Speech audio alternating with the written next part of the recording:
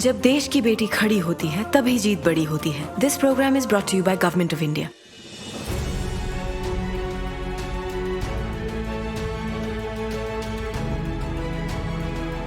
पहले इलाज के लिए बहुत दिक्कत होता था। महिलाओं के लिए स्वास्थ्य केंद्रों का अभाव था। पहले इलाज होता था तो हम लोग कर्ज लेके इलाज कराते थे। महंगे इलाज से गरीब उधार के नीचे दबा हुआ था।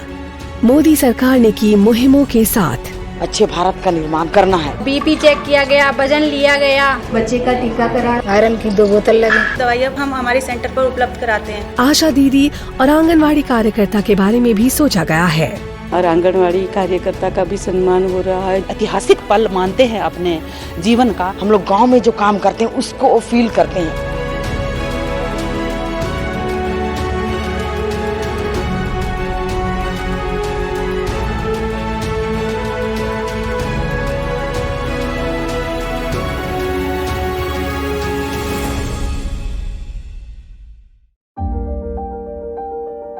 देश की तरक्की में महिलाएं आज बढ़ चढ़कर हिस्सा ले रही हैं। दुनिया में देश का नाम रोशन कर रही हैं। पारिवारिक जिम्मेदारी हो या फिर सामाजिक दायित्व, हर जगह महिलाएं एक अमिट छाप छोड़ रही हैं।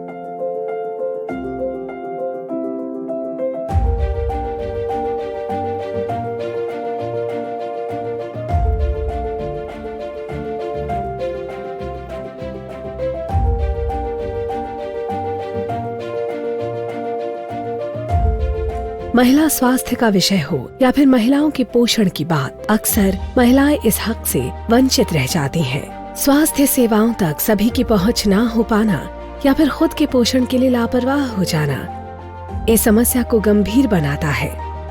बीते कुछ वर्षों में इस दिशा में आमूल-चूल परिवर्तन आया है। सरकार की प्राथमिकताओं में महिला स्वास्थ्य और उनका पोषण शामिल है। सरकार की योजनाओं में इस विषय की छाप साफ तौर पर दिखती है। देश की हर माता, हर शिशु के सुरक्षा घेरे को मजबूत करने का जिम्मा आप सबने अपने कंधे पे उठाया है।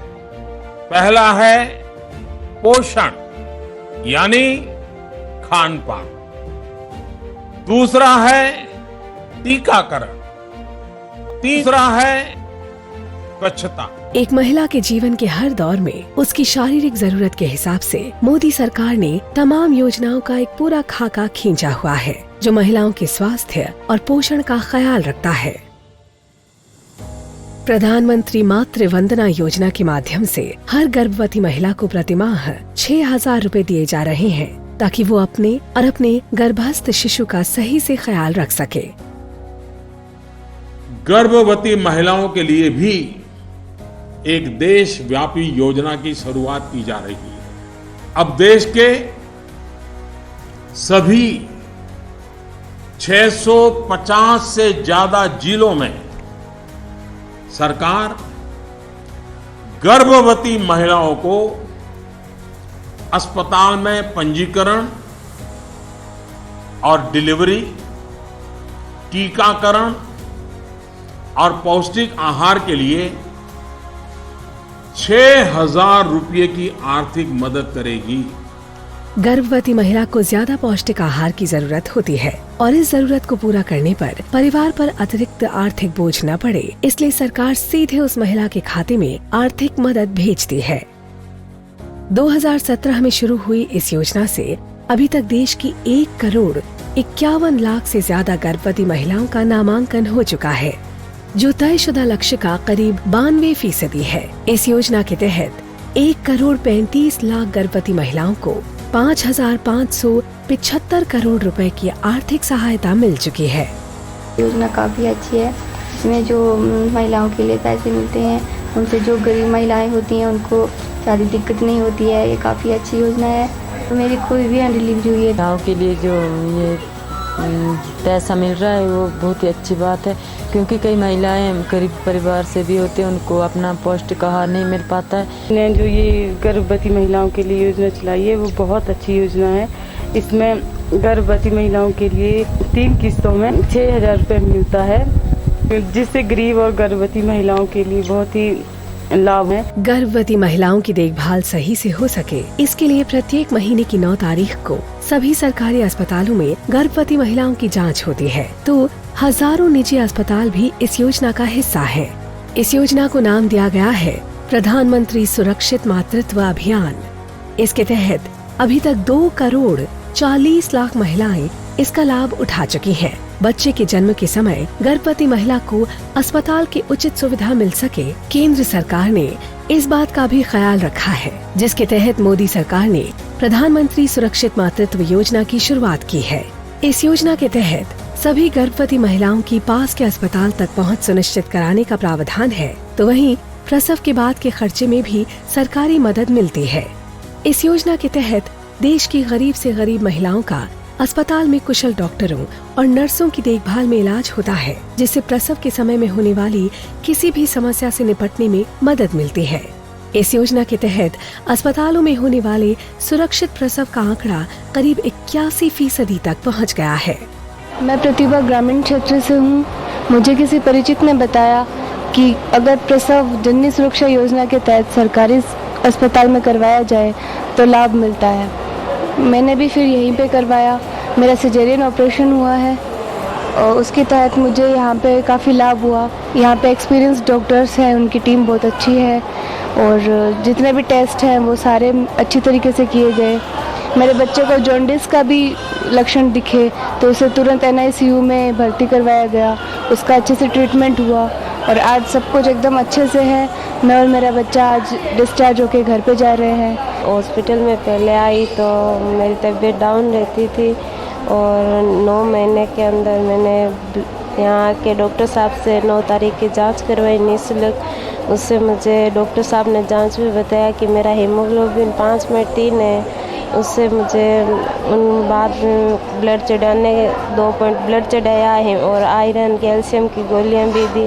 उससे मेरे ब्लड में बढ़ोतरी भी हुई और उससे मेरा स्वास्थ्य अच्छा रहने लगा और आज मेरी नॉर्मल डिलीवरी हो गई है। बच्चे के जन्म के बाद उसके 1 साल तक उसके स्वस्थ होने पर बालक के हर प्रकार के खर्च का वहन सरकार करती है, जिसके लिए सरकार ने जननी शिशु सुरक्षा कार्यक्रम की शुरुआत की है। इस योजना में बच्चे को घर से अस्पताल तक ले जाने का काम भी सरकार करती है। विश्व स्वास्थ्य संगठन के आंकड़ों के मुताबिक देश में करीब 38% बच्चे कुपोषण का शिकार होते हैं, लेकिन सरकार ने इस समस्या से निपटने के लिए एक बहुत बड़ा पोषण अभियान चलाया है, जिसका फायदा गर्भवती महिलाओं और नवजात शिशु को मिल रहा है। सरकार ने एक स्वस्थ शिशु के जन्म के लिए हर वो संभव कदम उठाए हैं जिससे माँ और बच्चे में पोषक तत्वों की कमी न हो। साल 2018 में राष्ट्रीय पोषण अभियान की शुरुआत की गई थी। इसका लक्ष्य है हर गर्भवती महिला और 6 साल तक के बच्चे को पौष्टिक आहार उपलब्ध कराना। देश के सभी जिलों में लागू पोषण अभियान से गर्भवती महिलाओं को folic acid, iron, iodine, vitamin A, vitamin B12 और विटामिन C की गोलियां और इससे युक्त आहार दिया जाता है। और जो नवजात बच्चों के लिए आयरन, जिंक और विटामिन से युक्त पोषण दिया जाता है। पोषण अभियान के लिए सरकार ने 9,046 करोड़ रुपए का बजटीय प्रावधान किया है।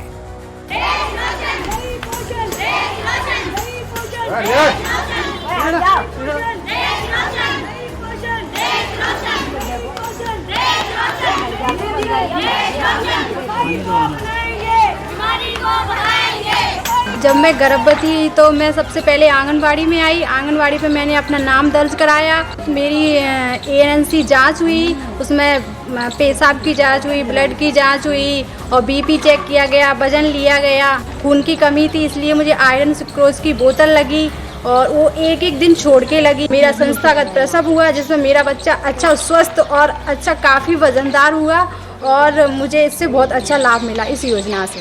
मैं समूह से कि घर घर जाके समूह के दीदी और पति लोगों को समझाई कि अपना हाथ साबुन से धोकर और स्वयं अपने बच्चों का हाथ साबुन से धोकर उनको खाना खिलाएं और बीमारियों से बचें। यह जो पोषण अभियान अभी आरंभ हुआ है ये बहुत ही महत्वपूर्ण है पूरे देश के लिए, क्योंकि यह केवल यह नहीं बताता कि आपका स्वास्थ्य कैसा जाना चाहिए, पर यह भी बताता है कि आपका पोषण आपके लिए कितना महत्वपूर्ण है। हमारे गांव नहीं, बाकी आसपास की बस्तियां और दूसरे गांव सब में टीवी, रेडियो और इंटरनेट के माध्यम से बहुत ज़ोर शोर से फैल चुका है और सब लोग ये प्रण कर रहे हैं कि हम आने वाले वक्त में इस माह के बाद भी हम लोग कुपोषण के खिलाफ अपनी लड़ाई जारी रखेंगे। मैं अभी अपना ध्यान रखना और आने वाले बच्चे की ग्रोथ का ध्यान रखना सीखी, खाने पीने में क्या चाहिए, कब कौन सी दवाइयाँ लेनी है। जैसे पोलियो को भगाया है वैसे कुपोषण को दूर भगाएंगे, इस देश के हर बच्चे को स्वस्थ बनाएंगे। आइए मेरे साथ मिलके एक बार कहिए, सही पोषण, सही पोषण।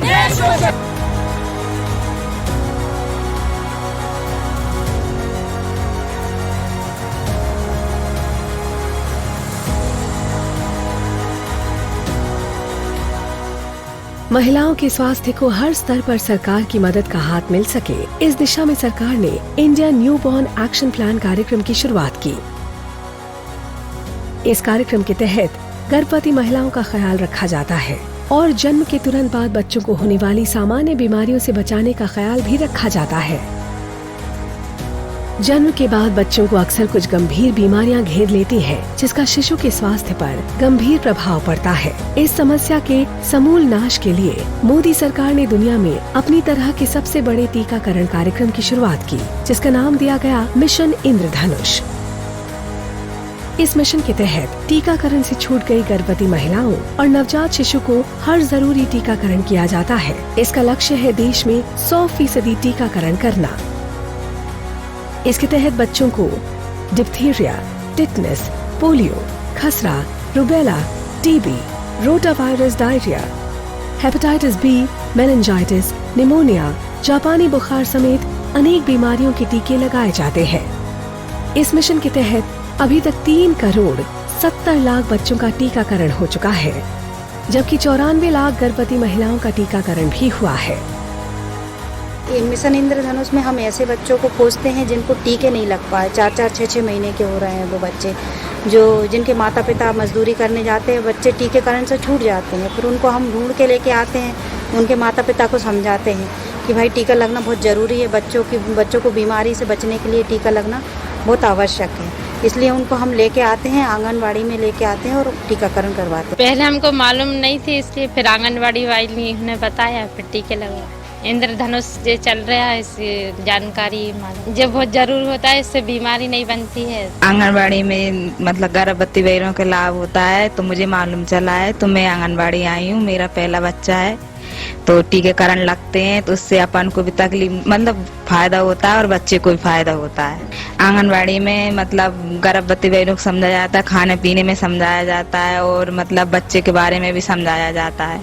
सरकार ने जब प्राथमिकता के आधार पर महिलाओं और बच्चों के स्वास्थ्य पर काम करना शुरू किया, तो इसका नतीजा ये हुआ कि देश में मातृ मृत्यु दर में 8 पॉइंट की कमी आई है। तो वहीं सरकार के प्रयासों का ही असर है कि सतत विकास लक्ष्य के तहत मातृ मृत्यु दर को पूरी तरह नियंत्रित करने के लिए जो लक्ष्य साल 2030 का रखा गया था, वो अब घटाकर 2025 कर दिया गया। दुनिया की सबसे बड़ी स्वास्थ्य बीमा योजना प्रधानमंत्री जन आरोग्य योजना की शुरुआत के साथ मोदी सरकार ने विश्व के सामने न सिर्फ सामाजिक हित की मिसाल रखी है, बल्कि विश्व को बता दिया है कि उनकी प्राथमिकता में सबसे ऊपर लोगों का स्वास्थ्य और उनकी बेहतर जिंदगी ही है, जिसमें आधी आबादी का सबसे ज्यादा ख्याल रखा जा रहा है।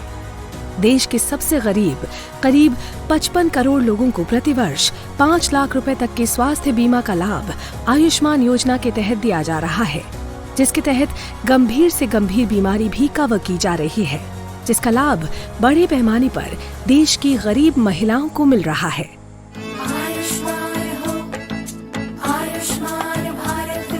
चली चली चली चली सेहत की हवा, चली चली मुफ्त होगा इलाज, मिलेगी दवा, बीमार न रहेगा अब लाचार, बीमारी का होगा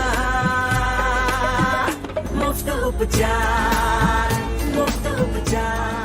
गरीबों के लिए पीएम मोदी ने अच्छा और सस्ता इलाज ही सुनिश्चित नहीं किया, बल्कि लोगों के घर तक अस्पताल की पहुंच हो सके, इसके लिए भी देश में हेल्थ एंड वेलनेस सेंटर का जाल बिछाने के काम की शुरुआत की है। इस योजना का लक्ष्य देश में 1.5 लाख सेंटर खोलने का है। In health and wellness centre का फायदा महिलाओं को मिल रहा है, जो आंकड़ों से सिद्ध होता है। इस सेंटर के माध्यम से 1,30,00,000 महिलाओं की ब्रेस्ट कैंसर की जांच हुई तो करीब 70 लाख महिलाओं के सर्विकल कैंसर की भी जांच हुई। लेडीज़ को जैसे कैंसर आजकल काफ़ी ज़्यादा हो रहा है, तो सरकार ने काफ़ी सारी चीज़ें स्टार्ट करी है जिससे इनिशियल लेवल पर ही पता चल जाएगा अगर इन केस कुछ हो रहा है या मतलब कुछ भी है जिसको रोका जा सकता है, क्योंकि अगर इनिशियल लेवल पे नहीं पता चला तो रोकना बहुत मुश्किल हो जाएगा। तो उसको रोक सकते हैं इनिशियल लेवल पे स्क्रीनिंग करा करके, टेस्टिंग करा करके, तो वहीं का वहीं क्योर किया जा सकता है। हेल्थ एंड वेलनेस सेंटर जो है इसमें 12 पैरामीटर्स ऐड किए गए हैं जो एक CHO जिसको मॉनिटर करेगा। 12 पैरामीटर्स में एक पैरामीटर NCD स्क्रीनिंग है, उसमें जो अबव 30 पॉपुलेशन है, सबसेट HWC के अंडर जितने भी पॉपुलेशन है अबव 30 उनकी स्क्रीनिंग होती है। तो उस स्क्रीनिंग में 5 पैरामीटर्स हैं, हाइपरटेंशन, डायबिटीज़ और 3 कैंसर्स हैं जिसमें ओरल कैंसर, ब्रेस्ट कैंसर और सर्वाइकल कैंसर। कम्युनिटी लेवल पर हम लोग preventive and promotive services provide कराते हैं जिसके अंदर हम 7 जाँचें निःशुल्क कर रहे हैं। गैर संचारी रोगों में हम मुख्यतः शुगर की जांच कर रहे हैं, BP की जांच कर रहे हैं, कैंसर है, सर्वाइकल कैंसर है, ओरल कैंसर है। ये केसेस हम आइडेंटिफाई करते हैं, देन उनको रेफ़र करते हैं और उनको दवाइयाँ उपलब्ध फिर हम हमारे सेंटर पर उपलब्ध कराते हैं। आ रहे हैं यहाँ पे और मेरी दवाई यहीं से मिलती है, फ्री में मिलती है। पहले जब नहीं था तो अपन को दूर जाना पड़ता था, मरवड़ में जाना पड़ता था जिसकी वजह से टाइम ही लगता था और बहुत सारी प्रॉब्लम होती है। अभी पास में हो गया तो भी थोड़ी सी प्रॉब्लम होती है, अपन आगे दिखा लेते हैं यहाँ पे। और जैसे कि आयुष्मान भारत कार्ड बनाने का था तो पहले दूर जाना पड़ता था, अभी पास में हो गया तो सब यहीं पे आके बना लेते हैं। यहाँ पे BP शुगर चेक हुआ तब यहाँ पे पता चला सब सेंटर पे मेरे भाई BP बढ़ रहा है, तो मैडम ने दवाई दी 20 दिन की एक बार, 20 दिन की एक बार। तो मैंने रेगुलर दवाइयाँ खाई तो मेरे अब काफ़ी बदलाव है दवाई खाने से। महिलाओं के सम्मान और उनके स्वास्थ्य से जुड़े कई निजी पहलुओं का भी सरकार ने संवेदनशीलता के साथ ख्याल रखा है। देश में खोले गए हजारों जन औषधि केंद्रों पर महिलाओं के लिए अच्छी गुणवत्ता वाले सैनिटरी नैपकिन मात्र 1 रुपए में उपलब्ध कराए जा रहे हैं। इस कोशिश से महिलाओं के स्वास्थ्य में खासा सुधार देखा गया है। हम मंथली अपने सैनिटरी पैड यूज़ करते हैं, उनका कॉस्ट 150 तक चला जाता है। और जो ये जन औषधि सुविधा नैपकिन पैड्स जो प्रधानमंत्री जी के इनिशिएटिव से लॉन्च हुआ है, बहुत ही हाइजीनिक है और ये बहुत ही जल्दी डिकम्पोज भी हो जाता है, तो इसलिए ये बहुत ही एनवायरमेंटल फ्रेंडली है। कॉइन डालने पर पेड ऑटोमेटिक बाहर आ जाएगा, तो इस तरह से जो बच्चियों को इमरजेंसी हो जाती थी स्कूल में, उसके लिए उनको छुट्टी लेके घर जाना पड़ता था, उस चीज़ से बच्चियों को बहुत रिलीफ मिलेगा।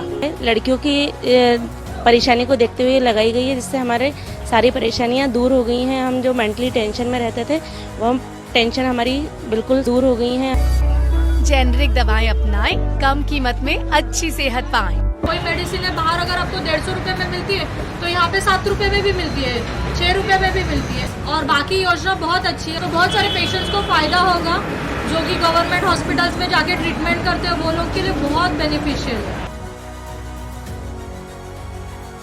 देश की आधी आबादी के स्वास्थ्य के मोर्चे पर हिंदुस्तान ने न सिर्फ बड़ी पहल की है, बल्कि कई मोर्चों पर हिंदुस्तान ने दुनिया के सामने एक प्रगतिशील समाज की मिसाल पेश की है।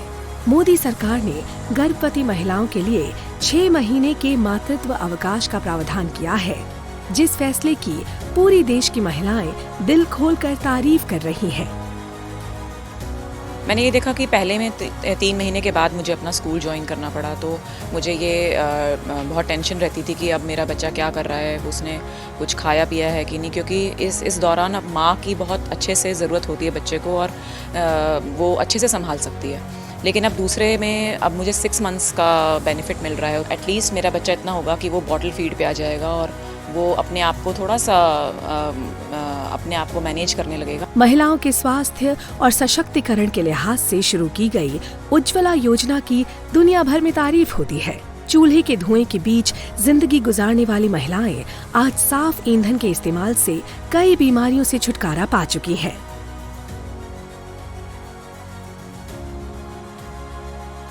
आँख से आंसू भी आ जाता था और बच्चा लोग का पढ़ाई करने के लिए दिक्कत भी होता था। चूल्हा मिल गया तो मुझे बहुत आराम हो गई खाना बनाने में, नहीं तो ऐसे बहुत तकलीफ होती थी, अब कोई तकलीफ नहीं। महिलाओं और बच्चियों के सम्मान से जुड़े एक और विषय पर मोदी सरकार ने जो काम किया वो आज मिसाल बन चुका है।